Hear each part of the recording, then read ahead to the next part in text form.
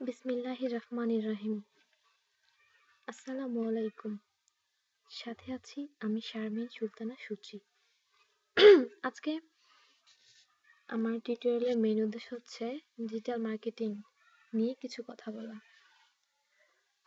Digital marketing digital marketing বলতে আমরা কি বুঝি? ডিজিটাল মার্কেটিং হচ্ছে কোনো প্রোডাক্ট বা কোনো সার্ভিসকে যদি আমরা ডিজিটালি মার্কেটিং করি সেই জিনিসটাকে বোঝানো হয়ে থাকে। সেটা হতে পারে ইলেকট্রনিক মিডিয়া, সোশ্যাল মিডিয়া বা যে কোনোভাবে হতে পারে। এক কথায় সেটি হতে হবে ডিজিটালি।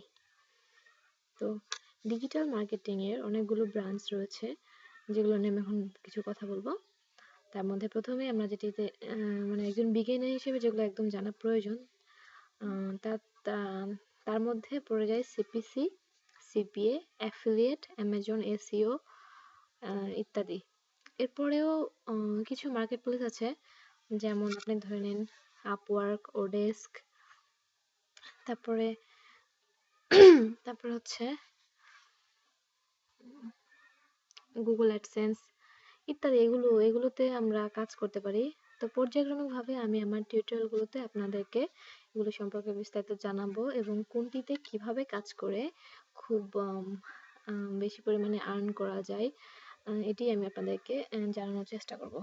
তো প্রথমে আমি একটি কথা বলতে চাই, আপনারা যখন অনলাইন থেকে আর্ন করতে চাইবেন, আমার যেটা মনে হয় আপনাদের সবার প্রথমে মাথায় রাখতে হবে যে কোনো একটি বিষয়ে স্পেশালিস্ট হওয়ার জন্য। তো প্রথমে আমি ডিজিটাল মার্কেটিং এর ক্ষেত্রে একটা প্রাইমারি যে স্টেজ, যেটা নিয়ে না জানলেই নয়, জানা উচিত যে কাজটা, সেটা নিয়ে আলোচনা করতে চাই। সেটা হচ্ছে ইউটিউব মার্কেটিং। এটা সিপিসির মধ্যে পড়ে। তো সিপিসি হচ্ছে কস্ট পার ক্লিক।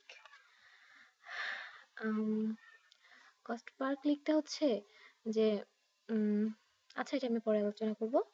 তো প্রথমে ইউটিউব মার্কেটিংটা আমরা কেন করব, এর প্রয়োজনীয়তাটা কি, আমরা যে করব এটা তো জানতে হবে আমাদেরকে। তো আমি যেটা মনে করি, আমরা যে কোনো মানুষ একটা জিনিস যখন শিখতে চাই, সে যদি শুধুমাত্র অডিওর মাধ্যমে শুনে তাহলে যতটুকু শিখতে পারবে, যদি সে অডিওর পাশাপাশি দেখতে পায় ভিডিওটা, I mean video social site হচ্ছে ইউটিউব। ইউটিউব থেকে মানুষ একসাথে টিভি চ্যানেলের মতো দেখে এবং শুনে নিজে অনেক কিছু শিখতে পারে। এই জন্যই এটা অনেক পপুলার একটা মিডিয়াম। আর এটাতে এই জন্যই আমরা যদি একটু কষ্ট করে প্রথম দিকে কিছুটা সময় ইনভেস্ট করি, তাহলে পরবর্তীতে এখান থেকে আমরা অনেক বেনিফিট পাবো, আই মিন ইনকাম করতে পারবো। এই জন্য আপনাদেরকে যেটা করতে হবে, প্রথম কাজটি হচ্ছে, আমরা সবাই এখন বর্তমানে আসলে ডিজিটাল যুগে বসবাস করি।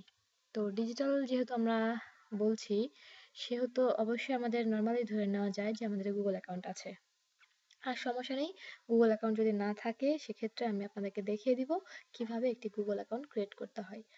আর গুগলের যেসব সেবা আছে, আই মিন সার্ভিস, যেমন ইউটিউব, গুগল ড্রাইভ, তারপরে আপনার আর অনেক কিছু আছে। তো এগুলো যদি আপনি ইউজ করতে চান তাহলে অবশ্যই আপনাকে গুগল একটি অ্যাকাউন্ট ক্রিয়েট করতে হবে। তো আমি কিভাবে একটি গুগল অ্যাকাউন্ট ক্রিয়েট করতে হয় সেটা আপনাদেরকে নেক্সট টিউটোরিয়ালে দেখাবো। গুগল অ্যাকাউন্ট ক্রিয়েট করার পর কি করতে হবে? গুগল অ্যাকাউন্ট থাকা মানে হচ্ছে আপনার অটোমেটিক ইউটিউবে একটি অ্যাকাউন্ট ক্রিয়েট হয়ে যাবে। কারণ কেননা ইউটিউবটাও গুগলের একটি সার্ভিস। আপনার যখনই আপনি আপনার আপনি আপনার জিমেইল থেকে লগ ইন করবেন, তখন যদি আপনি পরবর্তীতে একটা ট্যাব খুলে ইউটিউবে যান, তখন আপনার অটোমেটিক ইউটিউবে একটা অ্যাকাউন্ট ক্রিয়েট হবে।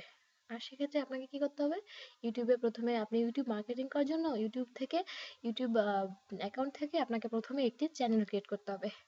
দেন চ্যানেল ক্রিয়েটের পরবর্তী স্টেজ হচ্ছে, এখানে আপনাকে কিছু জিনিস কাস্টমাইজ করে রাখতে হবে। কাস্টমাইজ করে, যেমন আপনার চ্যানেলটাকে মনিটাইজ করতে হবে, দেন আপনাকে লোগো সেট করতে হবে, কাভার ফটো দিতে হবে।